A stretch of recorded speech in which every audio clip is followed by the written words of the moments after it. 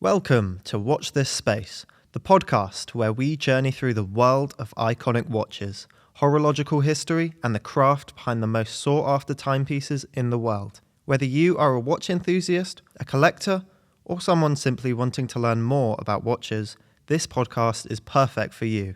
In this episode, join me as we tick through history, analysing the watches that have left their mark on film and pop culture, and delve into how watches can enhance a character's story within those films. Let's begin.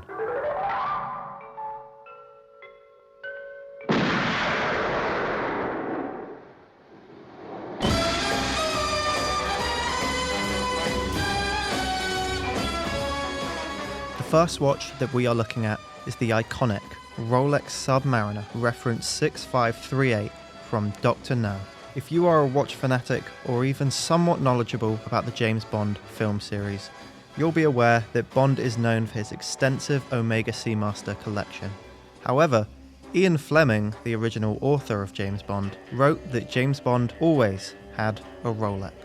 In the first James Bond film, Dr. No, Sean Connery is seen wearing a Rolex Submariner, and he would go on to wear this watch for the next 4 films. The Rolex Submariner is one of the most popular watches in the world, and it has been for a while. Launched in 1953, the Submariner was one of the first watches designed specifically for divers, with water resistance for up to 100 meters.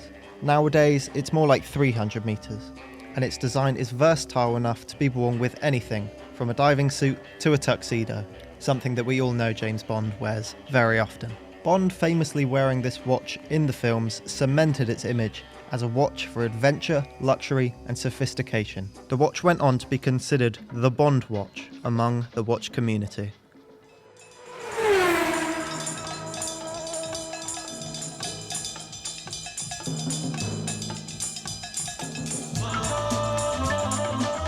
Tag Heuer is a very well-known brand within the watch space. They have been known for creating innovative and precise timepieces, particularly for the world of motorsport. One of the most iconic watches, with its recognisable blue and red colour scheme and square shape that Tag has made, is the Tag Heuer Monaco, worn by the King of Cool himself, Steve McQueen, in the 1971 film Le Mans. Usually within the film industry, it's the costume department that decides what the character's watch should be. But McQueen himself was known for picking out this watch himself, as he felt that it was fitting for the character he was playing. The watch that Steve McQueen specifically wore was the Tag Monaco reference 1133B, and personally, I love the design. With its small square chronographs in the middle, I think that it's very timeless and goes with any outfit, and I think that this watch's rich history within motorsport, as well as its rich history on the silver screen, really adds to the coolness factor of this watch.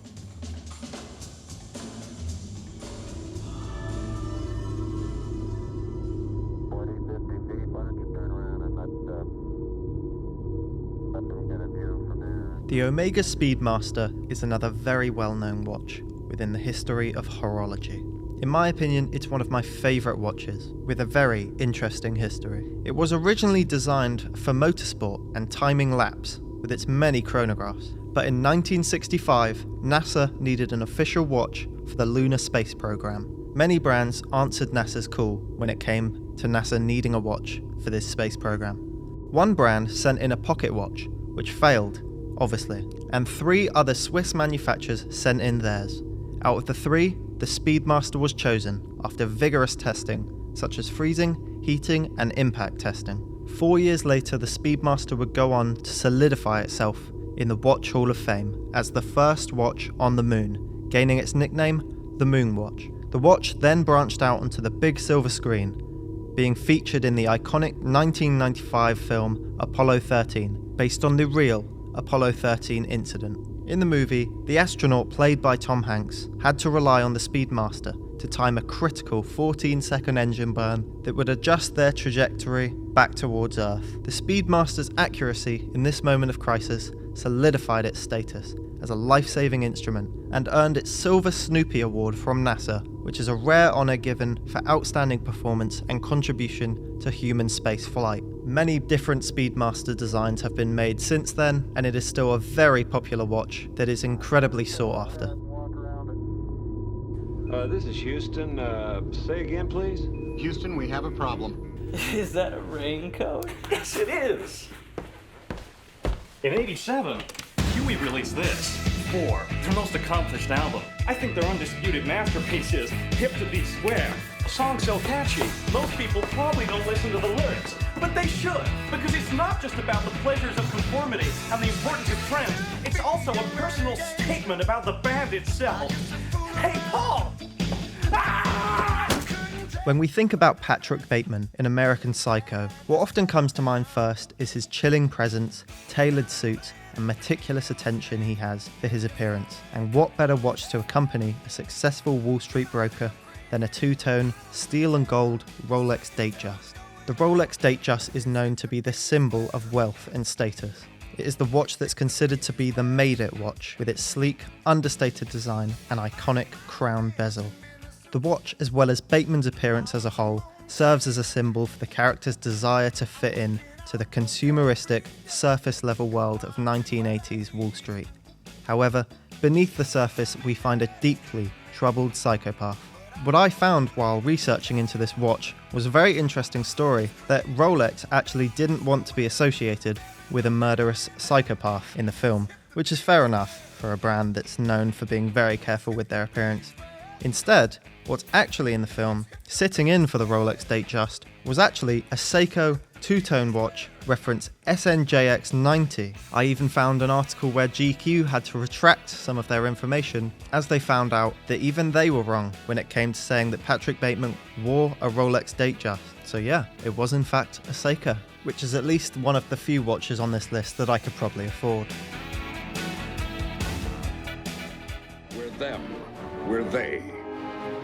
We are the men in black.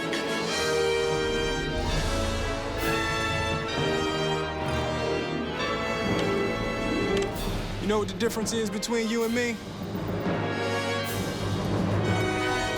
I make this look good. American industrial designer Richard R. Bibb sat down in front of a blank piece of paper and was told by the Hamilton Watch Company to design a watch without any regard for practicality. He would have never known that the first watch sketch he made would be an icon of the 20th century and still turn heads almost 60 years later.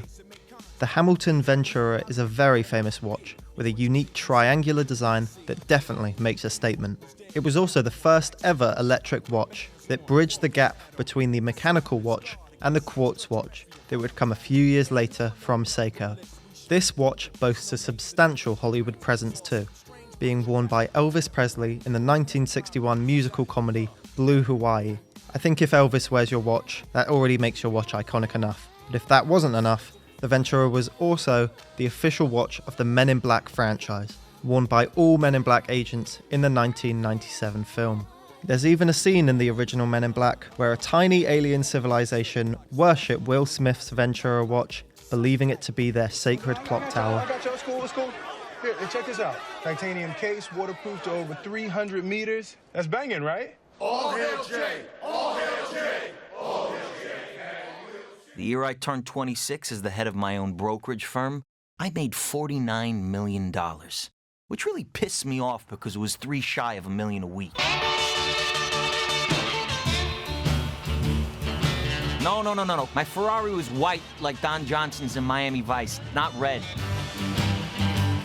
The story of the watch worn by Jordan Belfort in the famous film Wolf of Wall Street from 2013 has a similar story to the watch previously mentioned that was worn by Patrick Bateman. The reason for this was the watch again was supposed to be a Rolex Datejust, which really seems to be commonly associated with sleazy Wall Street brokers. And the reason that Leo DiCaprio could not wear a Rolex in the film was that at the time he was a brand ambassador for Tag Heuer. So instead, he wore a very in-your-face Tag Heuer 1000, which was bright gold and sat in for a Rolex Datejust. In fact, in the film, he throws his watch out into a crowd, claiming that the watch was worth 40 grand. The tag these days is worth closer to £1,000, but it worked in tricking the audience into thinking it was a Rolex at least.